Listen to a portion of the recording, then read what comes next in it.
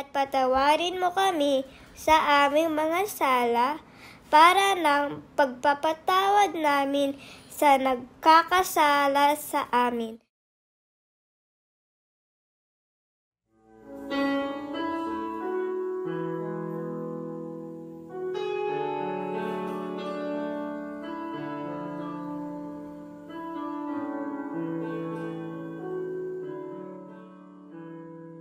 Magandang araw po sa inyong lahat. Ako po si Sherlyn Silvestre mula sa National Shrine and Parish of Our Lady of Mercy. At isa rin po akong Eye Care Coordinator mula sa Commission on Youth Diocese of Novaliches. Gusto ko lang po munang simulan ng aking storya kung saan po at paano ako natutong magdasal. Bilang parents ko po ay parehas na nagtatrabaho. Lumaki po ako sa lola ko. Ang lola ko po ay isang nagsiserve din sa aming chapel, sa aming community. At habang lumalaki po ako, nakikita ko po at namumulan po ako sa kung paano niya ibinabahagi rin yung sarili niya para po makapaglingkod sa aming simbahan. Every time na nakikita ko po siya na nagdarasal or parang nagbababa kasi siya ng Birhen every Wednesday. So na-witness ko kung paano niya ginugugol yung oras niya, nagbibigay siya ng panahon para makapaglingkod sa community namin. And every 6 p.m., tinuturuan niya kaming mga apo niya na mag-rosary. So, every day yun, tuwing 6 p.m., as far as I can remember, around mga 8 to 9 years old ako, noong mga panahon na yun, tinuturuan niya kaming mag-rosaryo. So, lumaki ako na natuto akong mag-rosary dahil sa kanya. At habang lumalaki ako, na-realize ko na ano ba itong ginagawa namin pagdarasalan? Ano ba itong ginagawa namin pagdarasal? So, natutunan ko na kaya pala nagdarasal ay dahil ito yung way of pakikipag-usap natin kay Lord. At kapag meron kang gustong hilingin, or parang meron kang gustong sabihin kay Lord, yun, magdadasal ka sa Kanya at kakausapin mo siya doon. So, eventually, nung mga teenage years ko, na naging involved na rin ako sa simbahan. Nag-start ako mag-volunteer sa aming parokya, sa Our Lady of Mercy. At nung una, hindi pa ako ganun kaseryoso.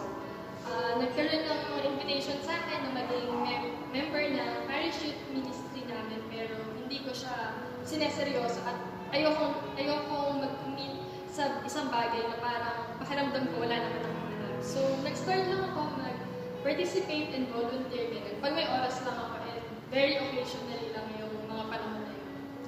Pero eventually din, after kong makagraduate ng college, nag-commit na rin ako kasi dahil na rin sa influence ng lola ko, ng mga friends ko na nag-serve na rin, in-invite nila ako and sinabihan na try ko lang naman mag-serve. And kapag na-enjoy ko, hindi mas okay. So, tinry ko naman and then naging part na ako ng aming parish ministry and at the same time, naging part din ako ng lectors and commentators ministry namin sa aming parokya. So, na-enjoy ko naman pero naisip ko, hindi lang pala talaga to like parang happy-happy lang, hindi laging enjoy yung pag-volunteer. Kasi meron din pala talagang struggles sa pagsiserve sa simbahan. Akala kasi before na parang dahil kasama mo mga taong simbahan ay magiging maayos ang lahat, smooth lang ganun, pero hindi pala. So, doon ko na-realize na ito pala yung mga taong makakasama ko na. Pero na-realize ko na ganun din ako, na hindi rin naman ako perfect na naglilingkod sa simbahan. So, natutunan ko rin na makisama, makihalubilo din sa mga nakakasama ko sa simbahan.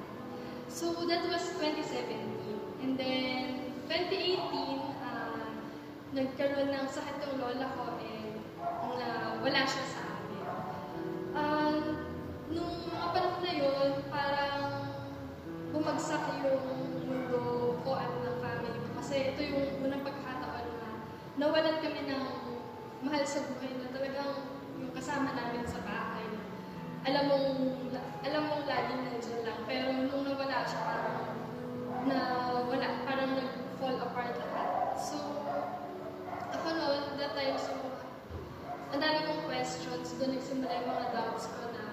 and questions din kay Lord na bakit nangyari sa amin to. And parang yung lola ko knowing na nagsiserve na siya kay Lord and sa simbahan, parang ang dami naman niyang ginawa for the church. Pero bakit maaga siyang kinuha sa amin? Parang kasi naisip ko that time, mahaba pa yung panahon na pagkasamahan namin, matagal pa siyang kukunin sa amin. So, alam ko naman na lahat ay darating sa time na mawawala talaga tayo sa mundo. Pero that time kasi parang hindi ko pa gano'n naisip na mawawalan ako ng mahal sa buhay na sobrang importante sa akin.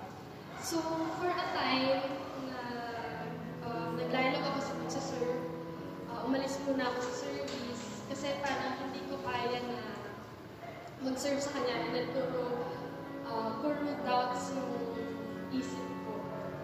And meron din akong mga nagawang alam ko na hindi will ni Lord for me. Pero nag-decide ako for myself na gawin yan kasi parang gusto ko mag-rebelde lang. Parang gusto ko ipakita kay Lord na kasi binigay mo tong struggle sa akin. Kaya ito yung binabalik ko. Na parang kahit hindi ko to with Lord, gagawin ko to kasi ito yung gusto ko. Kasi tinuwaan mo ako ng mahal sa buhay. Pero sobrang may Panginoon. Kasi unti-unti din, dahil sa mga taong ginawa ng instrumento para makabalik ako sa pagsaserve at muli kong mapagtibay yung faith ko sa Kanya. Maraming taong sumuporta sa akin, maraming taong tumausap sa akin, mga kaibigan ko na sa ministry na pinatatagyan ko. At syempre, yung family ko na talagang ever since ay matibay yung pananampalataya sa Kanya. At isa rin siguro sa naging way ko kung paano ako nakabalik sa Kanya ay yung pag-alala ko sa lola ko na tuwing may struggles, tuwing may problems, ay nagdarasal lang. At lagi sinasabi na magtiwala sa Diyos. Kaya, nung na bumalik sa akin yung memory ng lola ko ngayon, unti-unti, nakabalik din ako sa pagsaserve, nakabalik ako sa pagdarasal.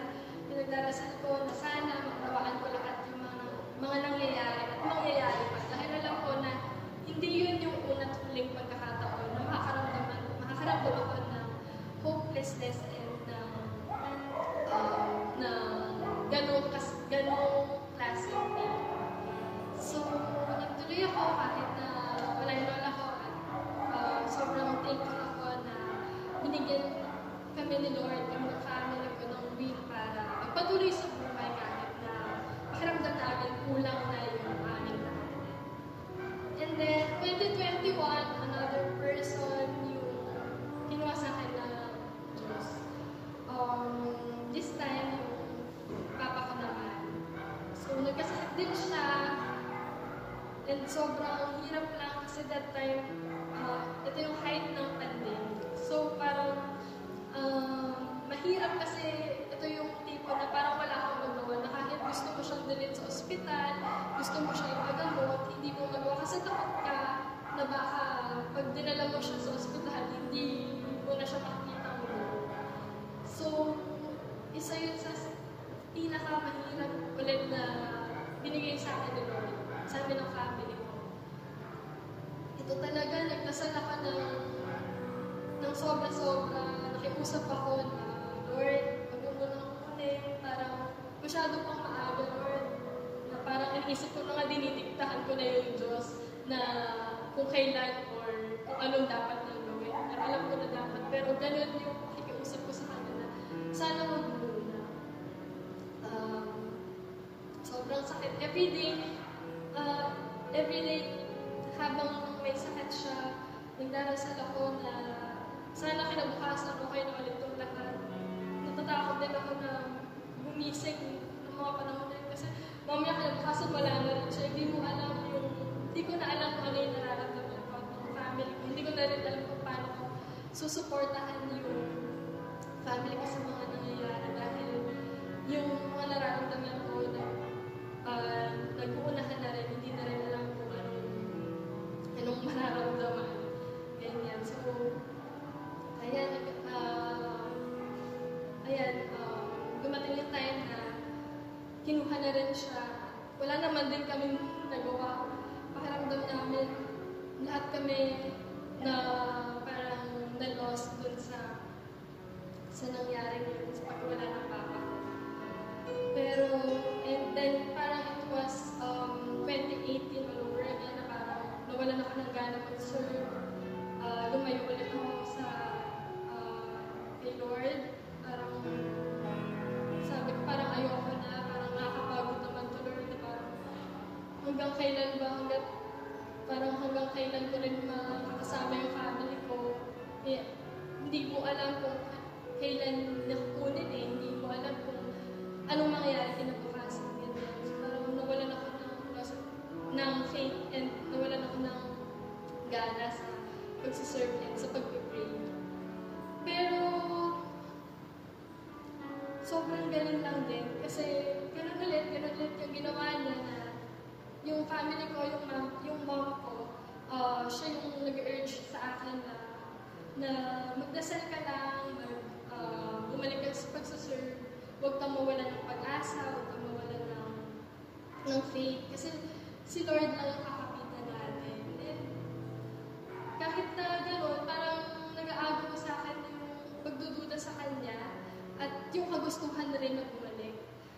Meron akong mga nakumit ulit na mga alam ko na against will ng Panginoon sa akin. Pero ginawa ko pa rin namin. Sobrang nasasaktan ako. Pero dumating yung opportunity na World Youth Day sa akin, 2022. And that time, parang naisip ko, bakit nagbubukas yung opportunity na to sa akin? Hindi ko to deserve. Parang masyadong malaking bagay to, Lord, para sa akin. Para bigyan mo ako ng ganito opportunity. Pero unti-unti, pakiramdam ko si Lord na mismo yung pumatak sa akin pabalik sa Kanya. Nilid niya ako, denied niya ulit ako pabalik sa Kanya. At siya na mismo nagsabi na, patawarin mo yung sarili mo. Kasi ako, pakiramdam ko noon, hindi ko talaga deserve yung mga magagandang bagay na nangyari sa akin. Kasi pag nire-realize ko na ang dami kong ginawang hindi maganda or mga mali nung mga times na sobrang down ako. Pakiramdam ko, hindi ko na-deserve ulit na mag-serve sa Kanya. Hindi ko na-deserve na palapit ulit sa Kanya. At hindi ko lalong deserve yung magkaroon ako ng opportunity for the World Youth Day. Pero yun, hanggang sa naging delegate ako ng World Youth Day noong 2023. Mga araw kasi na nagdaan na hindi pa World Youth Day proper. So nasa days in the diocese pa lang kami. Parang pakiramdam ko hindi pa talaga yun yung World Youth Day. Hindi pa nagsisink in sa akin na nandun ako, pinigyan ako ng Panginoon na pagkakataon para nakasama doon. Pero nung time na nasa World Youth Day proper na, nagbigay ng welcoming message si Pope sa mga kabataan sa amin. So, nagsasalita siya in Spanish and hindi namin din maintindihan. That time, wala kaming mga radio noon para mag-translate for us. Pero sobrang galing lang, sobrang na-amaze ako until now. Lagi kong sinishare to kahit sa mga previews ko na pinagkikwentuhan din na sobrang galing kasi that time, meron kaming mga katabing youth from Spain, so Spanish sila. And naiintindihan nila yung sinasabi ni Pope. And at the same time, nakapag-English din sila. So, na-translate nila for us kung ano yung message ni Pope sa aming youth na nandun. And ito yung hindi ko makakalimutan na message ni Pope. And parang real time din kasi ako kinakausap ni Lord noon. Sabi ni Pope na parang lahat kayo, every one of you na nandito, deserve niyong mapunta dito. Kasi mahal kayo ng Panginoon. Para lahat kayo nandito, pantay-pantay kayo. Hindi dahil mayaman kayo, or mahirap kayo, or makasalanan kayo, or hindi. Lahat kayo pinapunta ng Panginoon dito dahil deserve nyo. And doon ko unti-unting na-realize na parang pinapatawad ako ni Lord. And matagal na niya ako pinatawad. And sinasabi niya, napatawarin ko rin yung sarili ko na despite nga din sa mga kasalanan na gawa mo, mga maganda or mga mali mong nagawa sa past mo dahil sa sakit na naramdaman mo, pinatawad ko na, ikaw din, patawarin mo yung sarili mo. So, parang sabi ko sobrang buti ng Panginoon kasi akala ko talaga hindi ko deserve na maging nandun, na mapunta doon. Kasi sa dami na nagawa ko na hindi ko na rin mabilang. Pakiramdam ko talaga, hindi ako dapat nandun. Pero napapunta na, pero binigyan ako ng pagkakataon na mapunta doon para lang maparamdam na sa akin kung gano'n ako kamahal. At hindi lang ako, syempre, pati sa pamilya ko na alam ng Diyos na babahagian ko rin na pinaramdam ng pag-ibig sa akin. So, sobrang, kaya ako nandito ngayon, parang pakiramdam ko rin, hindi ko alam kung ano yung sasabihin ko. Pakiramdam ko na puro pagdududa pa rin kasi yung nararamdaman ko until now. Pero sinasabi ni Lord na, sige, pumunta ka dyan, ibahagi mo yung pag-ibig ko sa'yo. Ibahagi mo yung pinigay ko sa'yo yung pagpapatawad. Para sa mga kabataan na pakiramdam nila, hindi nila deserve na mag-serve kay Lord. Sa mga kabataan na nararamdaman nila na sobrang kasalanan nila, puro self-doubt, ipagdasal nyo na sana ilid kayo ni Lord. Kumapit sa pagdarasal kasi walang ibang way kundi ipagdasal niyo yung sarili mo. Di ba lagi natin pinagdarasalin muna natin kadalasan yung pamilya natin, tsaka yung mga kaibigan natin, yung mga tao. Minsan nakalimutan natin ipagdasal yung sarili natin. Sana tayo bilang instrumento ng Panginoon, maging kaan din, mabahagi natin sa kapwa natin, sa family natin, yung pag-ibig at awa na ako, lagi rin akong nagdarasal kay ng awa. At alam ko, nararamdaman ko na ang Diyos laging may awa. Hindi niya tayo papabayaan kahit nagalo pa ka, na kayo yung pagkakasala na nagawa natin. Lagi siyang nagbibigay ng pag-ibig at awa sa akin. So, patuloy lang na pagdasal kahit na nahihirapan na para kasi minsan naisip natin na, ay, hindi ko naman deserve ko usapin si Lord. Hindi ko naman, dahil makasalanan ako, hindi naman ako malapit sa Kanya. Parang ayoko na lang magdasal. May mga ganun tayong naisip minsan eh. Ako personally, ganun parang, nakagawa ko ng kasalanan ngayon, parang hindi ko deserve ko usapin si Lord. Pero, dapat kabaliktaran mo na dapat kapag alam natin, nakagawa tayo ng kamalian, kasalanan, pagdasal natin, humingi tayo ng tawad ng buong puso. At pagdasal natin na sana ilid tayo ni Lord kung saan ba niya, kung saan niya tayo kaloob na dalhin.